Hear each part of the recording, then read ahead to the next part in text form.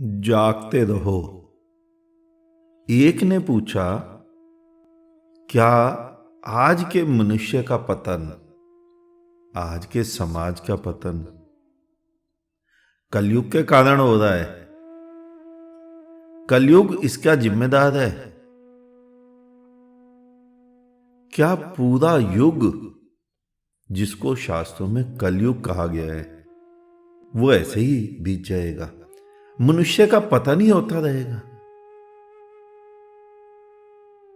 नहीं, मेरी दृष्टि में कलयुग जैसा कोई युग ही नहीं है।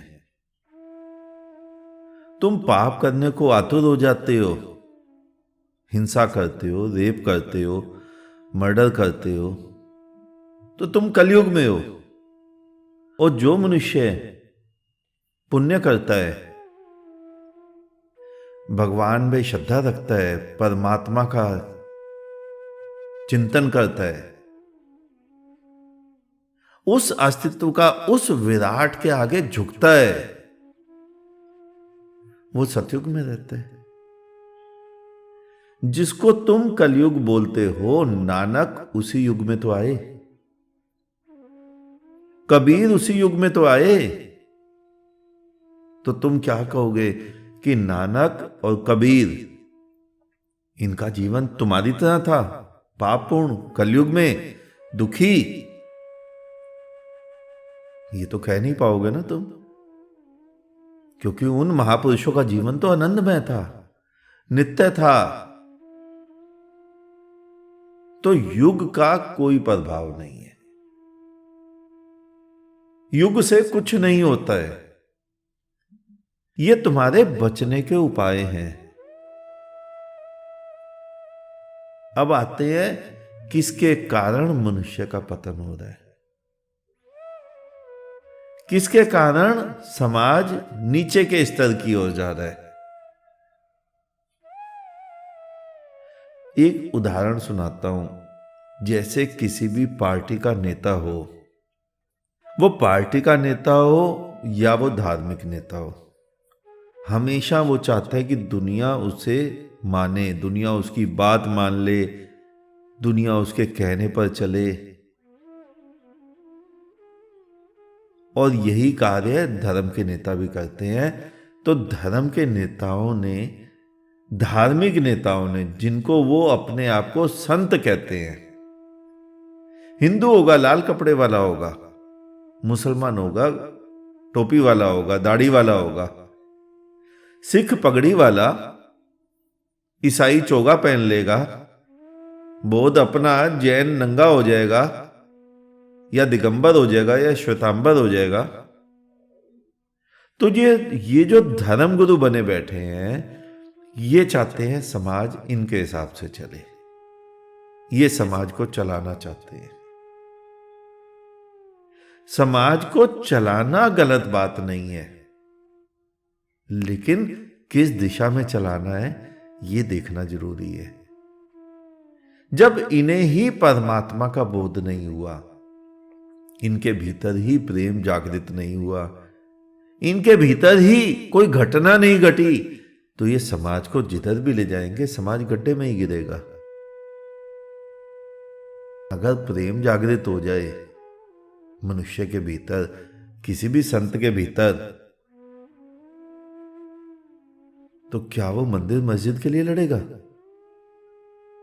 क्या वो मंदिर तोड़ने का प्रयत्न करेगा या मस्जिद पर हथौड़ा चलाने का प्रयत्न करेगा? उसका तो प्रेम जागृत हो गया। और इन्हीं के कारण तुम सब बचे रहते हो, क्योंकि ये तुम्हें भटका देते हैं। मंदिर आओ, 10 रुपए की माला चढ़ाओ, ईश्वर प्रसन्न। मस्जिद जाओ, गिरजे जाओ, गुरुद्वारे जाओ, 10 रुपए में ईश्वर प्रसन्न। तुम्हारे माथा टेकने से ईश्वर प्रसन्न। और इसी कारण तुम्हें बचने का मौका मिल जाता है और तुम धर्म को नहीं खोजते। और इन्होंने भी धर्म को नहीं खोजा है और दूसरे को सिखाने चल दिए, अपने छोटे छोटे निजी हित के कारण। छोटा सा ही हित है इनका, बेचारे सड़कों पे भूखे मर रहे थे। तुम्हारे धर्म गुरु की वर्दी पहन ली और भीख का पैसा इकट्ठा करने लग गए। तुम थाली में चढ़ाते हो, बेचारे रोटी खाते हैं। तो छोटा छोटा निजी हित, बहुत छोटा सा। आज हो क्या रहा है, जो व्यक्ति अपने धर्म की कोई भी पुस्तक रट लेता है वो अपने नाम के आगे जगत गुरु की पदवी लगा लेता है। जगत गुरु, छोटा ठाकुर, बड़ा ठाकुर, संत शिरोमणि, महामंडलेश्वर, अघोरेश्वर, 108, 1008, श्री श्री, बाल ब्रह्मचारी, संत सिद्ध। किसने दी उन्हें पदवी? स्वयं कोई भी पुस्तक पढ़ी। और यहां तक भी देखने में आया है कि एक दूसरे के धर्म की पुस्तक पढ़ के भी मुसलमान हिंदू का पंडित बन जाता है। अभी तुम्हारे सामने घटना घटी, एक मुसलमान जो मुसलमान था बाद में हिंदू बन गया, त्यागी बन गया। और ऐसे ही कई हिंदू मुसलमान बन जाते हैं। मुसलमान बनने के चांस कम इसलिए होते हैं क्योंकि मुसलमान जल्दी से किसी की कथा को एक्सेप्ट नहीं करता। लेकिन हिंदू, वो बेचारा तो कथा के दम पर ही पूरा जीवन बिता देता है। तो मुसलमान हिंदू की वेशभूषा बनाकर हिंदू का सन्यासी बन जाता है और पूरा जीवन मजे से रोटियां उड़ाता है। ये है इसका कारण। जो तुमने पूछा ना, धर्म के हास होने का क्या कारण है, मनुष्यता के पतन का क्या कारण है? क्योंकि तुम जिनकी उंगली थाम कर चलना चाह रहे हो वही कहीं नहीं पहुंचे। वो स्वयं ही गड्ढे में गिरे हैं, तुम्हें भी गड्ढे में गिराएंगे। धर्म कोई 4-6 बुद्धों की जागीर नहीं है कि बुद्ध, महावीर, मोहम्मद, जीसस, नानक, कबीर केवल इन्हों को ही मिलना था। धर्म किसी के बाप की बबोती नहीं है। कोई भी धर्म को उपलब्ध हो सकता है, कोई भी धर्म को पा सकता है। बल्कि ये जो महापुरुष जिनके नाम मैं गिना रहा हूं, ये तो ये चाहते थे कि पूरा विश्व धर्म को उपलब्ध हो। तभी तो उन्होंने अपने अपने ज्ञान के लिए लोगों को समझाया, तभी तो उपदेश दिए। वरना तो मौन धारण करके बैठ जाते, किसी को बताते ही नहीं। उन्होंने पूरा जीवन घूम घूम कर लोगों को उपदेश दिया कि भाई संभलो, ईश्वर को पहचानो, परमात्मा को पहचानो, सुखी हो, आनंदित हो, मुक्त हो। लेकिन तुम सबने उन्हीं की बेड़ियां बना ली। पहले वाले को छोड़ दिया, अब उनको पकड़कर बैठ गए। अगर ये महापुरुष इतना ही चाहते कि धर्म किसी को ना मिले तो उपदेश क्यों देते? दोष तुम्हारा है, दोष उन धर्म गुरुओं का है जो आज धर्म गुरु बने बैठे हैं। दोष ये है कि जिन्हें परमात्मा का, धर्म का अनुभव नहीं हुआ, वो दूसरे को धर्म सिखाने चला गया केवल 2 रोटी की बदौलत। अपने अपने स्वार्थ हेतु उन्होंने धर्म की व्याख्या ही बदल दी।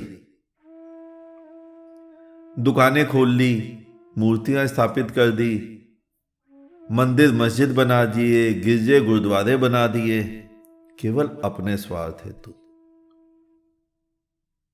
मुझे याद है, मैं जब स्कूल में पढ़ता था उस समय एक प्रश्न आता था पेपरों में कि आजादी मिलने के बाद आजादी की लड़ाई की आग धीमे क्यों पड़ गई?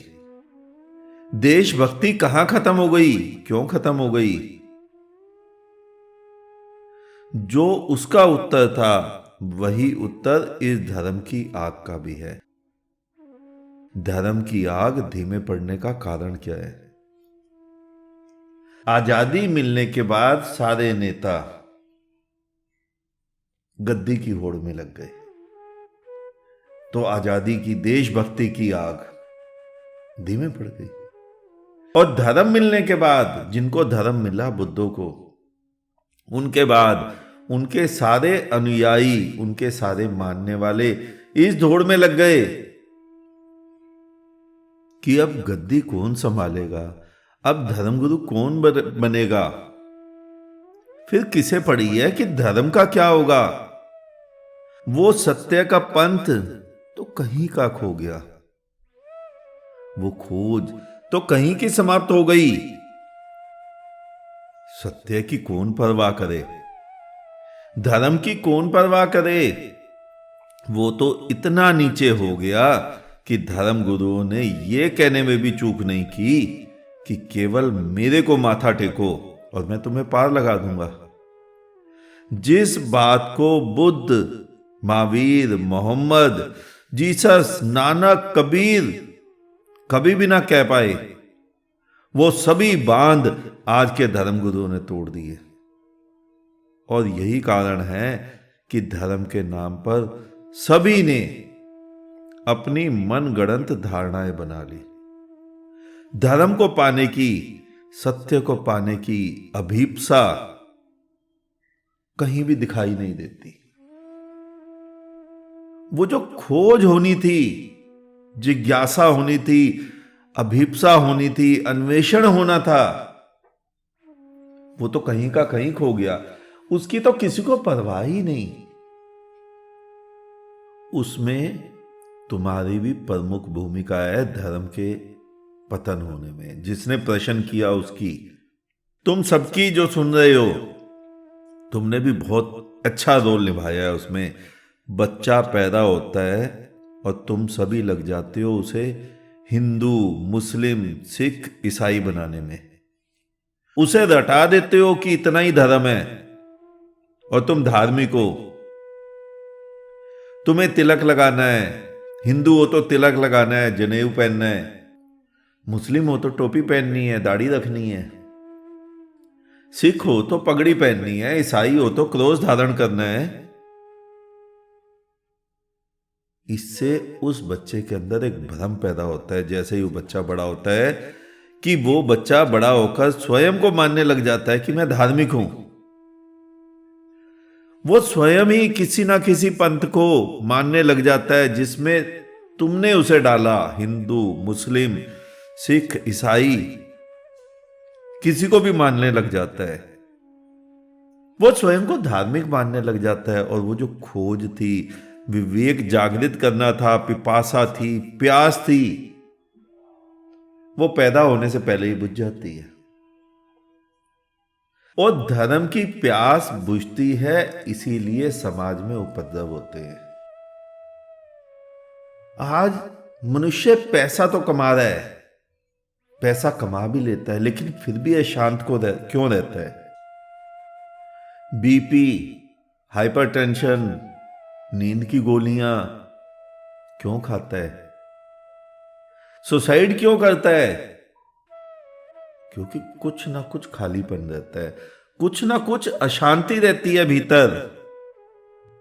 और वही अशांति को अगर कोई भी वस्तु भर सकती है तो वो है धर्म। लेकिन हिंदू मुस्लिम वाला धर्म नहीं, मंदिर की मूर्ति नहीं, गीता कुरान नहीं, बाइबल नहीं, ग्रंथ नहीं। तुम्हारे भीतर का धर्म, तुम्हारे भीतर का सत्य है, तुम्हारा परमात्मा जो तुम्हारे भीतर बैठा है। जिस दिन तुम उसे पा लेते हो, उस दिन नाच उठते हो। बुद्धों के चेहरे देखे तुमने? कभी उदासी देखी? और कभी अपने चेहरे देख लेना शीशे में।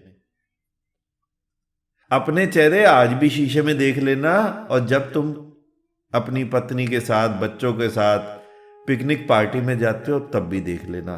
फिर अंतर पता चल जाएगा उदास है या नहीं। वरना तो तुम शीशे में खड़े होगे, स्वयं को अपने 32 दांत दिखा के फिर भ्रमित हो जाओगे, अपने को धोखे में रख लोगे कि तुम सुखी हो, तुम आनंदित हो। आनंदित वो भी मनुष्य क्या कभी कभी होता है? तुम्हारा ही तो सिद्धांत है ना कि हम सच्चिदानंद की संतान है। सत्य, चित्त, आनंद। तो आम के पेड़ पे कहीं नीम का फल लगता है? अगर तुम आनंद की संतान हो तो दुखी क्यों? अगर तुम सत्य की संतान हो तो सत्य से दूर क्यों? आम के वृक्ष पे आम का ही फल लगता है।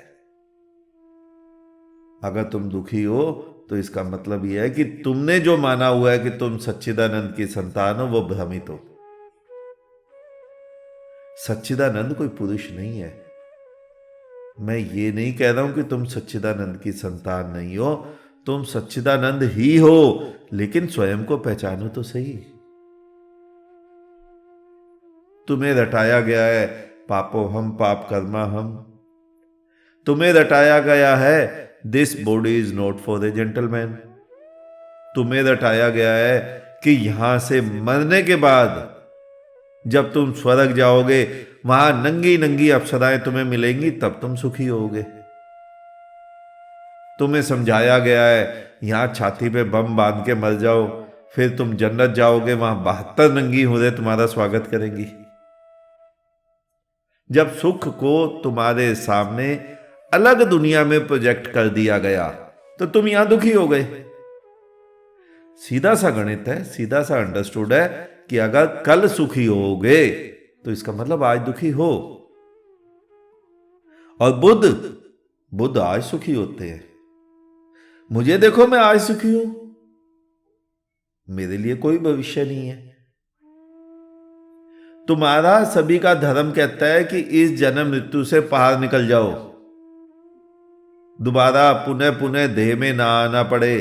पुनरपि जननम पुनरपि मरणम पुनरपि जननी जठरे शयनम। यही है ना तुम्हारे उलाहने यही है ना परमात्मा को कि हम ऐसा ऐसा कृत्य करेंगे, ऐसी ऐसी साधनाएं करेंगे कि पुनः इस जीवन में ना आ पाए। और मैं कहता हूं, हे परमात्मा, तेरे दिए जीवन का मजा आ गया, आनंद आ गया। अगर मुझे काबिल समझे तो बार बार, हजारों बार मुझे ये जीवन देना। मैं इसे खूब खूब जीना चाहूंगा, मैं इसे खूब खूब भोगना चाहूंगा। अंतर देख लो, कौन सुखी, कहां सुखी? बुद्ध यहां सुखी और तुम भविष्य की कल्पनाओं में सुखी, सारे स्वप्नों में सुखी। स्वप्न ही तो देखे जा रहे हो और तुम्हारे धर्मगुरु तुम्हें दिखाए जा रहे हैं। तो हमारा प्रश्न यही था ना, क्या कलयुग में मनुष्य का पतन ऐसे ही होता रहेगा? कलयुग नामक कोई समय नहीं है।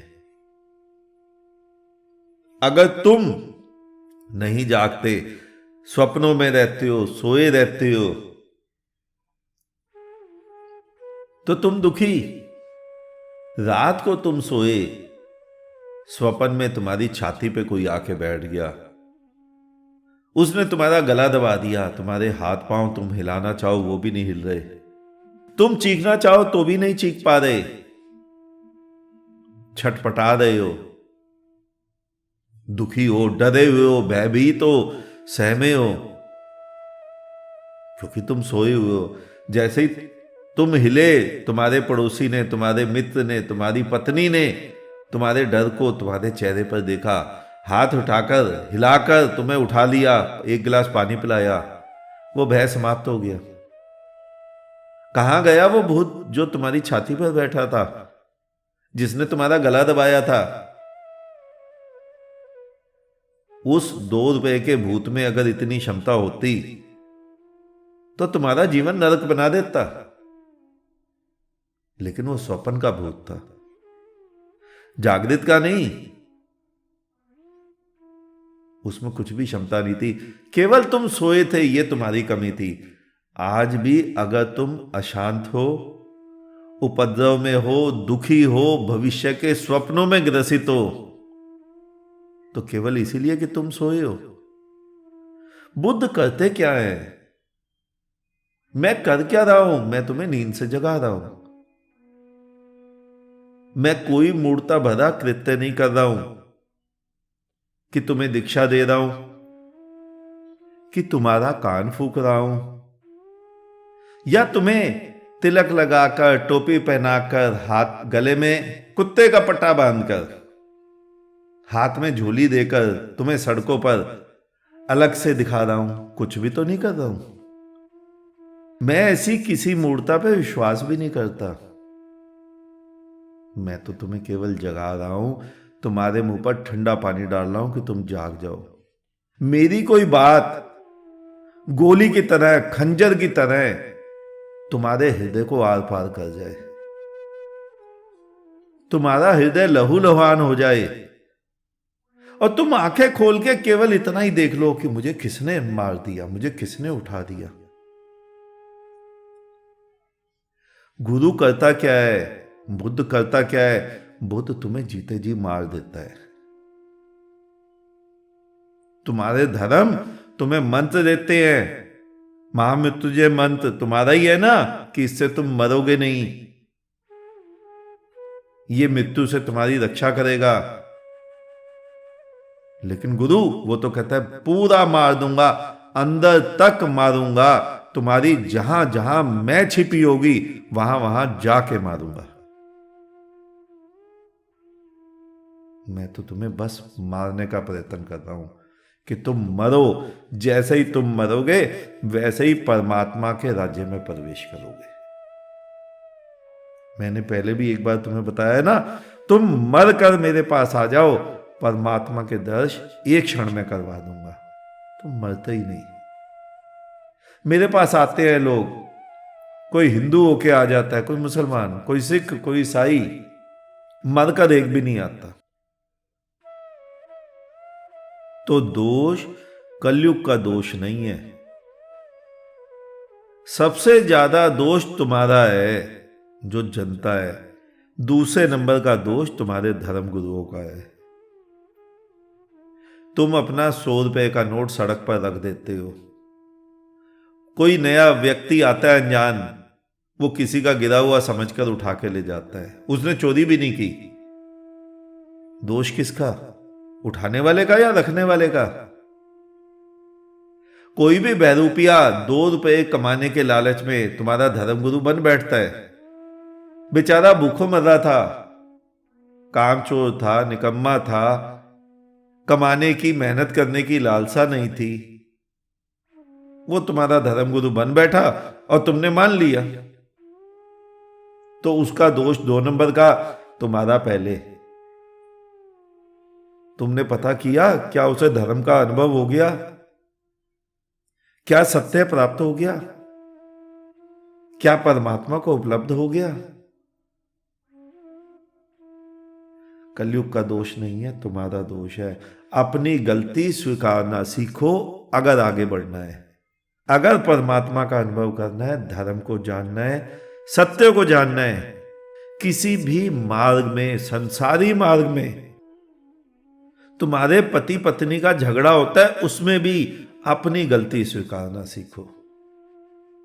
अगर तुम अपनी गलती मान लोगे तो उस गलती को पुनः पुनः जीवन में नहीं दोहराओगे, वरना भटकते रहोगे। कभी कलयुग का दोष है, कभी किसी गुरु का दोष है, कभी किताब का दोष है, कभी परमात्मा का दोष है, वही तुम्हें नहीं मिला। अपना दोष नहीं मानोगे।